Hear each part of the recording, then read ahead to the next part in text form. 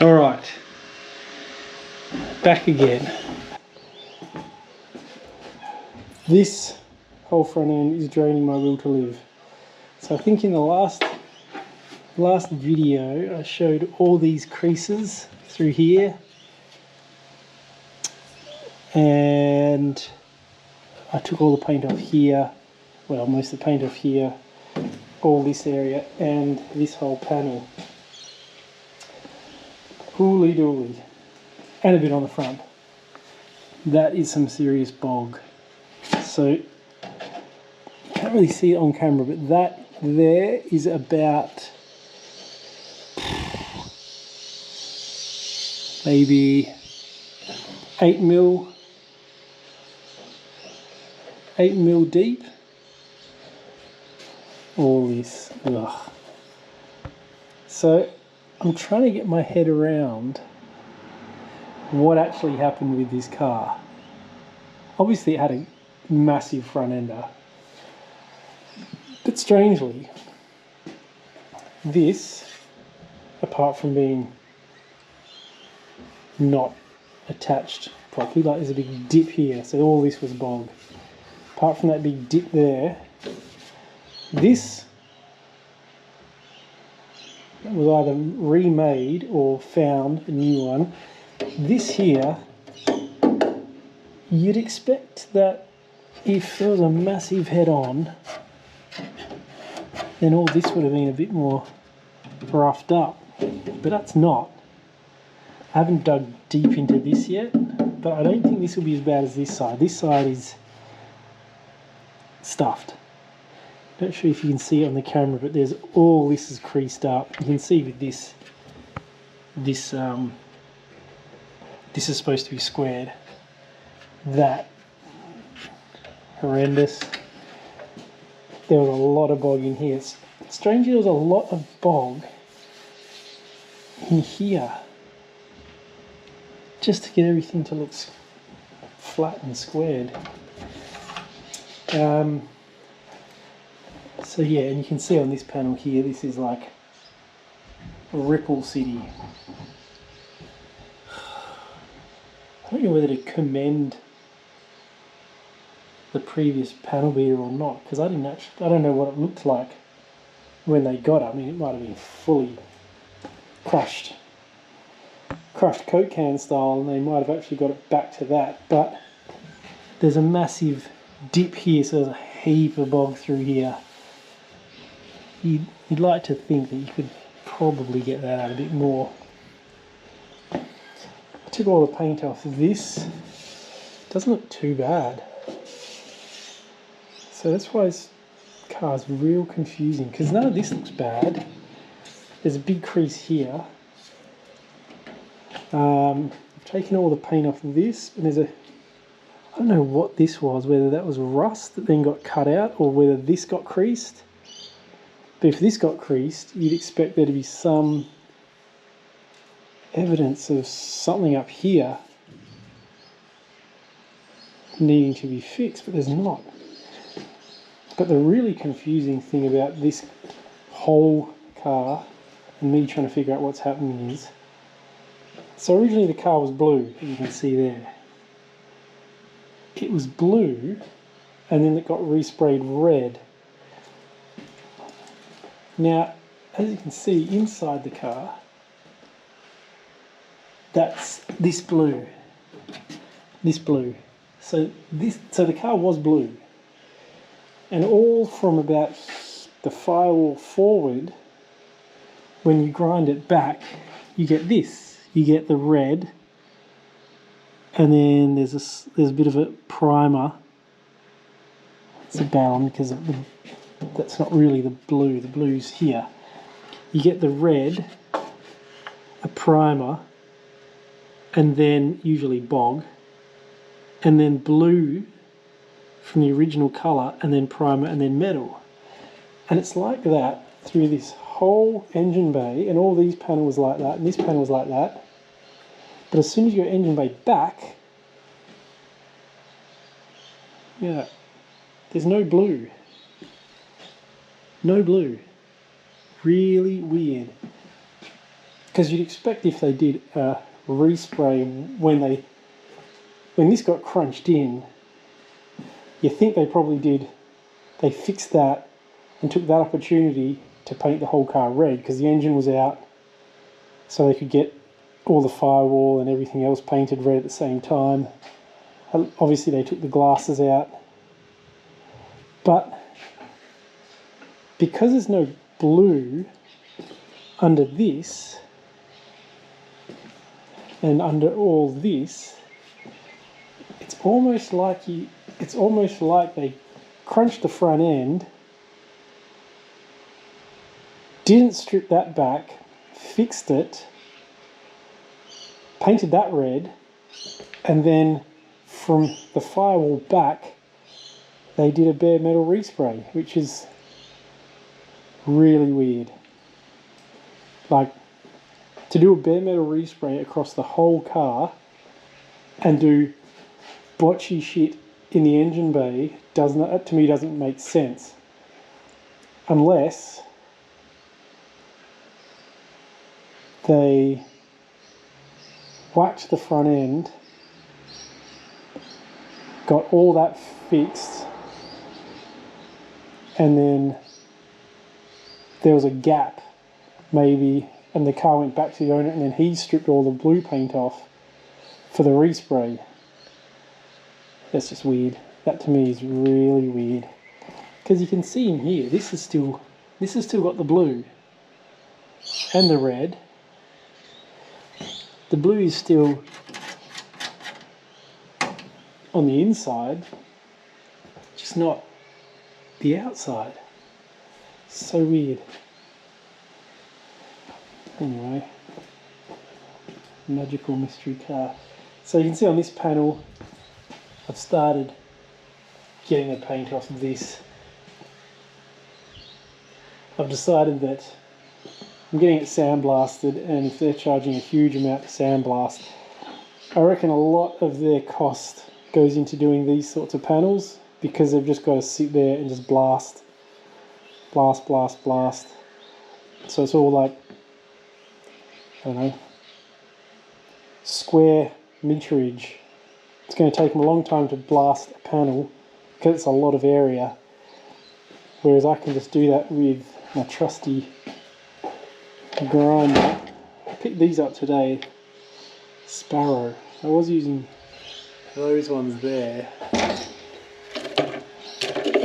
was using these ones, and it was ripping through them real quick. But then I got this one today and it has barely made a dent on that.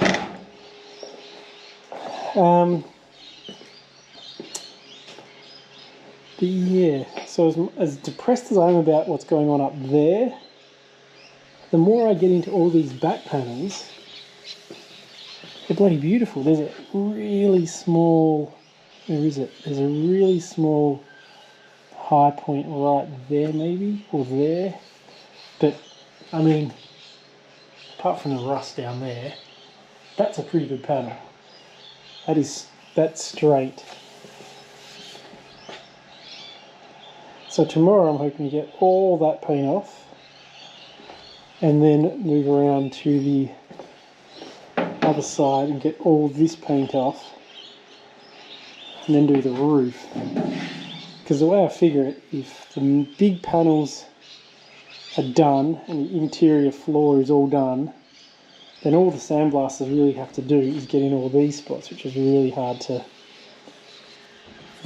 get to with the disc.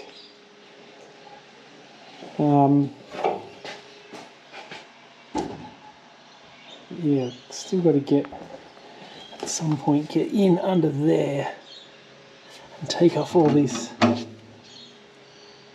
sound deadening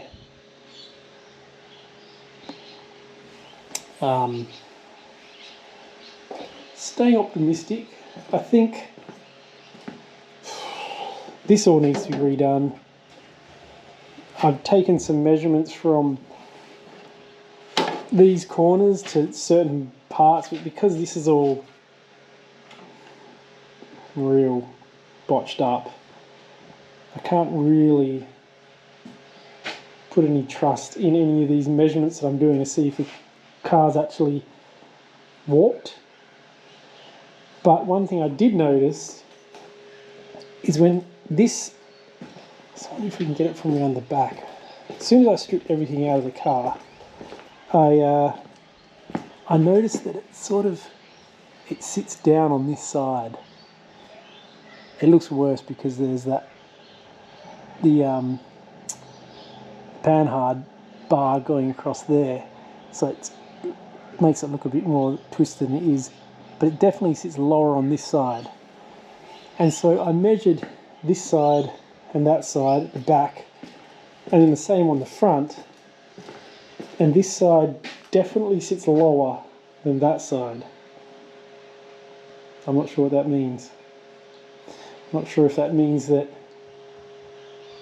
the best case scenario is that the suspension's shit itself on this side. Be strange if the front and the back would shit itself though. But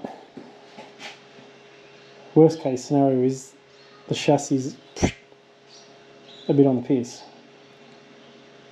So my plan of attack is to get as much paint off this area, take it to the chassis specialists, roll it in there, say, how screwed is this chassis, and see what they have to say, because, you know, obviously if it's totally screwed and they say, you know, the whole car's twisted, then I have to start again with another shell, which I really don't want to do. Committed to this car now. Hopefully, even if it is twisted, they can twist it back. I hope. But I'm still tossing up what to do with this, because trying to panel beat this out, yeah, it could be done, but it's going to be a real pain in the ass. I think what I'm going to have to do is drill out all these welds, and this fender is one piece, this top plate is another, and then this plate is another, and then you've got your chassis rail through there. So I think that side there, apart from this massive crease here in the rail, I don't know. I'm half tempted to buy another shell, which I've currently found, and basically take this off, this, that cross member, these, because these are actually spot welded in there and to the main chassis that goes under there. So I'd have hopefully the straight shell next to it, take all these parts off that, put them onto this, get it all straight, and then finally progress with the rest of it. I have to say, I did not, when I bought this car, I thought, like I knew that all this rust would be here, and that was fine. I knew there'd be rust in that chassis rail there, which is fine. I knew there'd be little bits of rust like this, fine. Rust down there, fine. I was okay with all of that, but having a twisted chassis and having everything in here that screwed up is, I'm not sure, I didn't really anticipate that. I'm sure a lot of people wouldn't anticipate that, that's planning on doing a resto. Again, this is my first resto, and I don't know, maybe I'm blowing it out of proportion, but I reckon that is that's like baptism by fire. If your first resto, you are getting chassis aligned, changing out whole front ends. I mean, that's pretty major, I reckon. That's rebuilding half a car. from scratch. What else? Managed to drain all the coolant out, took the water pump off. There it is there. I am definitely looking forward to the moment that all the bodywork's done, it's been primed, painted, and it's just sitting here ready to go. So then I can start moving my attention to, well, less stressful things, more fun things like rebuilding that, the gearbox, the diff, and then finally putting it all back together and enjoying the car. Because, yeah, at the moment digging into all this sort of stuff is, it's draining. Because just when you think you've found all the surprises, you start just getting deeper and deeper into this. I mean, far out. Who puts nearly a centimetre of filler? If you're putting a centimetre of filler onto a panel, you haven't panel beaded it enough, or you're not charging the client enough to do the work properly. And I understand that, you know, people don't have a whole lot of money, and if this is their daily driver, then, you know, they want it on the road as quick as possible and for as cheap as possible. But far out, all you're doing is you're just kicking that can down the road until it ends up in my garage, stripped down to bare metal. But as flawed as it is, I think overall, apart from that front end, the rest of the body is okay. Hopefully.